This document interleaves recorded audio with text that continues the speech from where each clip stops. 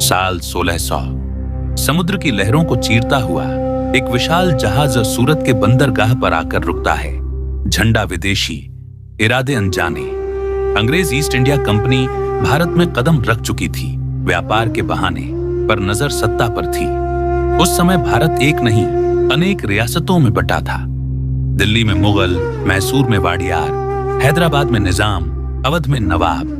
सबकी अपनी सेना, अपनी मुद्रा, अपना गौरव। पर एक बड़ी कमी थी, आपसी संघर्ष और अविश्वास। कंपनी ने इसी कमजोरी को हथियार बनाया।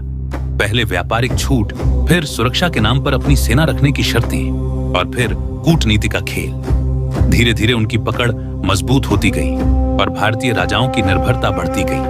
अब चलते हैं बंगाल, भारत का सबसे समृद्ध सूबा। यहाँ की धरती सोना उगलती थी, गंगा हुगली की नदी व्यापार की नस थी, और रेशम सूती कपड़ा दुनिया की मांग। साल 1757। हुगली नदी के किनारे प्लासी के मैदान में निर्णायक युद्ध छिड़ता है। एक तरफ बंगाल के नवाब सिराज-उद-दौला की सेना, हाथी, घोड़े, तोपें, बहादुर सैनिक। दूसरी तरफ अंग्रेज कम थे, पर रणनीति में आगे। आधुनिक तोप, अनुशासित फौज और भीतर की फूट का लाभ। मीर जाफर की गद्दारी युद्ध का रुख बदल देती है।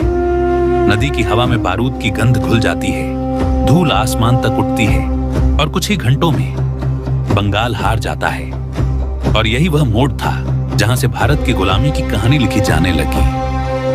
यह सिर्फ एक युद्ध नहीं था, यह भरोसे की हार थी, एकता की हार थी, और आर्थिक सांस्कृतिक नियंत्रण की शुरुआत थी।